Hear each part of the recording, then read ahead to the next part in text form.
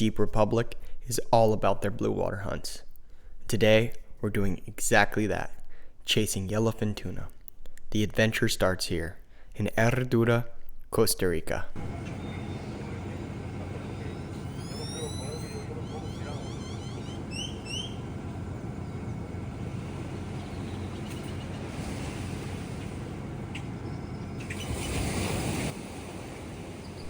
Josh, the owner and operator, keeps his boat, Los Zaguates, anchored in the bay. That means a short taxi ponga ride is required to get out on the water. Patrick and Max have been in Costa Rica all week training their freediving with Deep Republic. Today, they put their training to the test.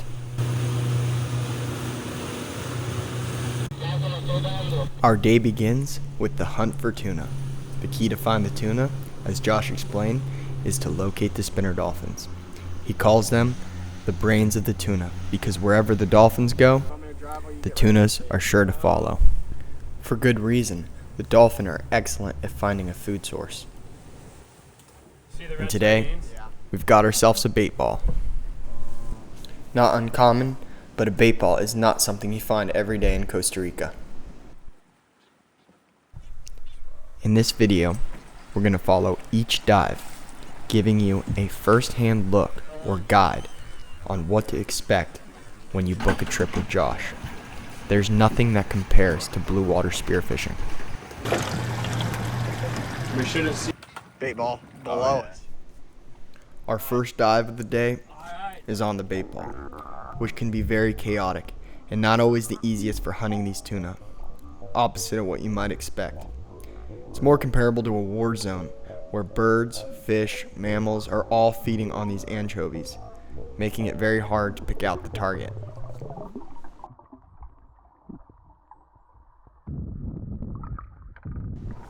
No tuna sightings on the first dive, which can be a good thing. As Josh says, it's a progression. It's good to get in the water, get oriented with the gun. It's only a matter of time till we find these tunas. My job for the day, besides helping the divers in and out of the water with the guns, is to record a YouTube video. When we talk about physicality of spearfishing tuna, it's important to realize that these fish can be found anywhere from right at the surface all the way down to 150 feet, wherever the dolphin lead them. Each dive presents a unique challenge, and it goes without saying, the more proficient freediver will have a significant advantage when it comes to landing a tuna.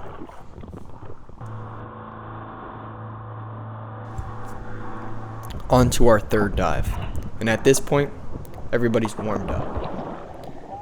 I'm not going to cut out any dives from this video to show you don't see tunas every dive. You're at the mercy of the ocean and the wildlife in it. No matter how good you are, you can't force an opportunity. It'll either present itself or it won't. Stay patient, don't get frustrated.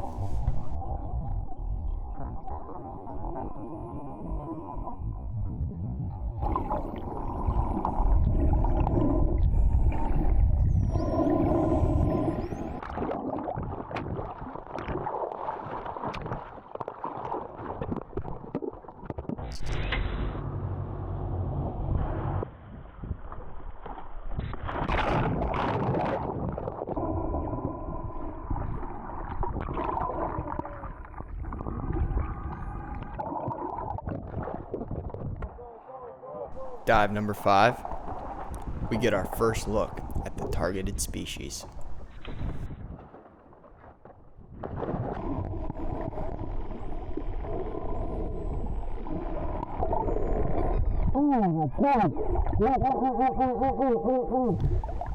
I don't have an underwater scale, but these fish are around 100, the biggest being 150 pounds.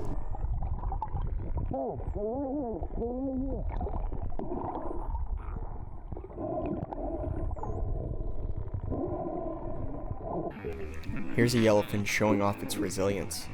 It's already been hooked by somebody before, and you can see the line hanging off the back of this thing. Probably an 80-pounder. This is definitely the biggest fish of the day. Josh got so close, he almost pet this thing. At this point, The bait ball massacre is over. Dolphins are back to doing their normal activity, and this is what it's going to look like for the rest of the dive. Dolphins, then the tunas. Wayne Gretzky, Michael Scott, you miss 100% of the shots you don't take, so at least we're getting some shots off at this point. Pro tip, these tunas can be completely invisible from the surface. When you see Josh go down like this and is filming, go down too. He's not filming nothing. He sees the tuna. And this is likely what he sees from his camera.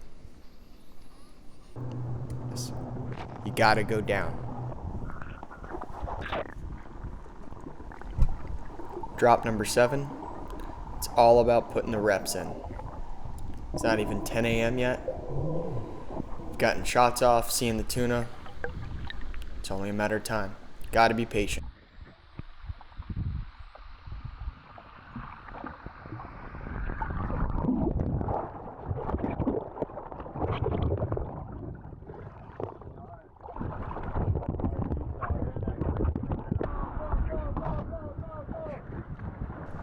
Here we go. Drop number 8. Here's a good example that not only every dive is different, but every day is different. It's not too often you see these big tuna on the surface. I mean, here I have my snorkel out of the water.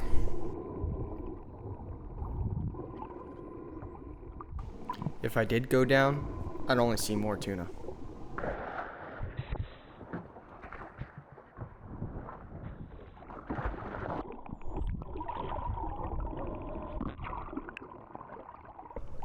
This next dive is textbook on what to do. You're going to get in the water. You're going to see the dolphins. You're either going to go down as the dolphins pass you, or if you hear Josh say, dive, dive, dive.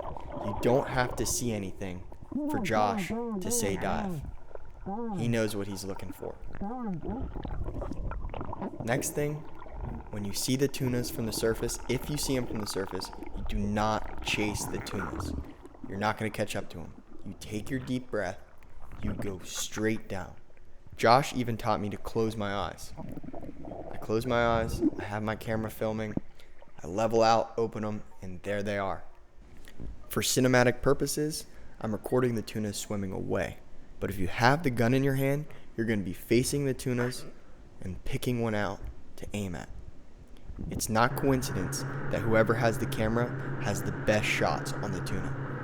Whether you believe it or not, the tunas know your intentions. If you're relaxed, the tuna will be relaxed and you'll get your opportunity.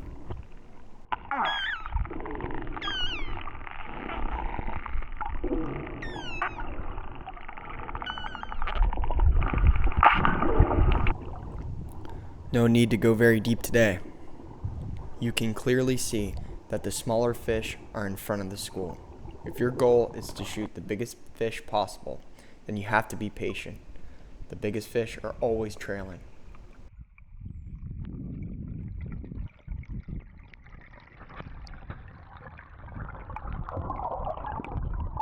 He's still here.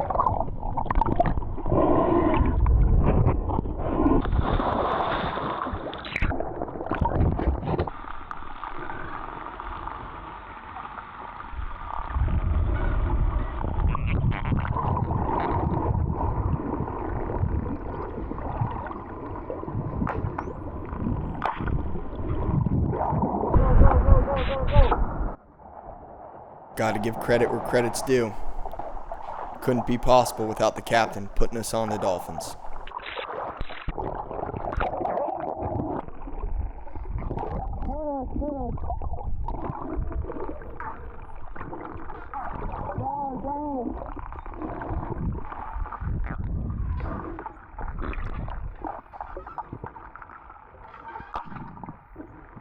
After 14 drops, Patrick's persistence pays off. Finally, he connects.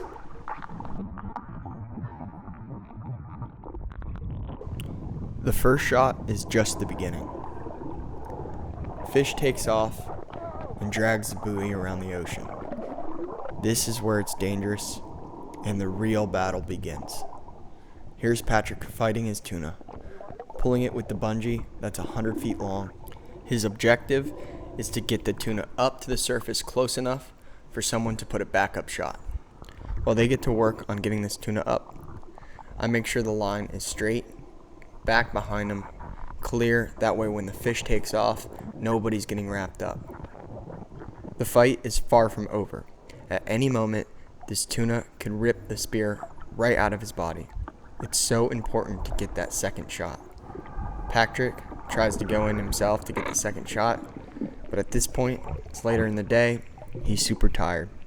He decides to pass the gun off to Josh to get the second shot, which means I've got to hold this fish and try to film at the same time.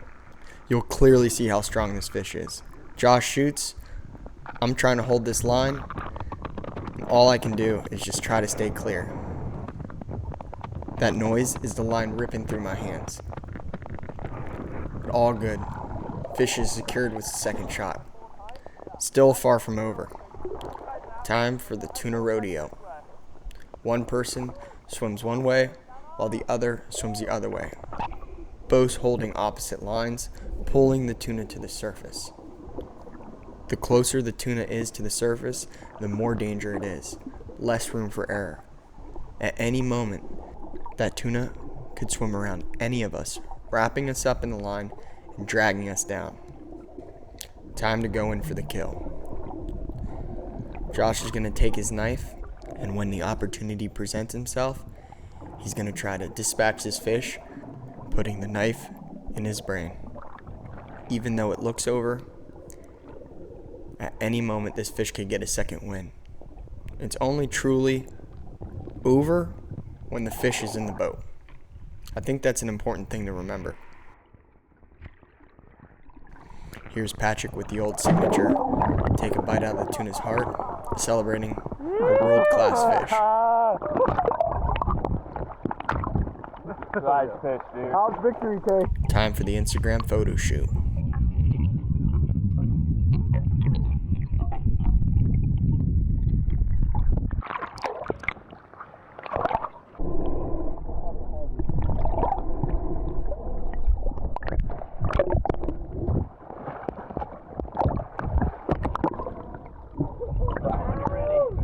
Good. Oh, yeah. Besides filming, of course, this guy is the most important guy on the boat, the captain.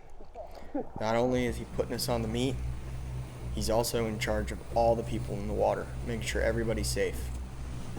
Captain Danny, multi-talented. Not only does he run the boat all day, gets down there, cleans the fish, and he's the chef, preparing the sashimi.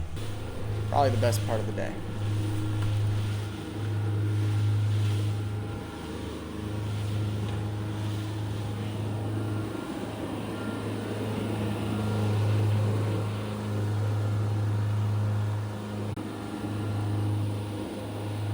Have to feed the locals. These guys help us find the bait balls in the morning.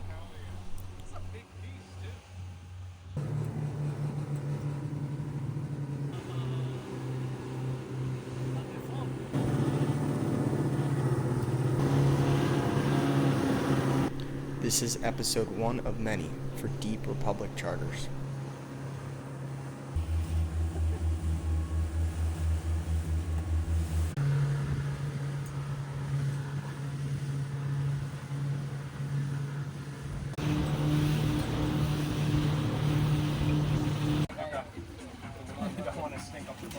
Yeah, I don't text you guys over the link.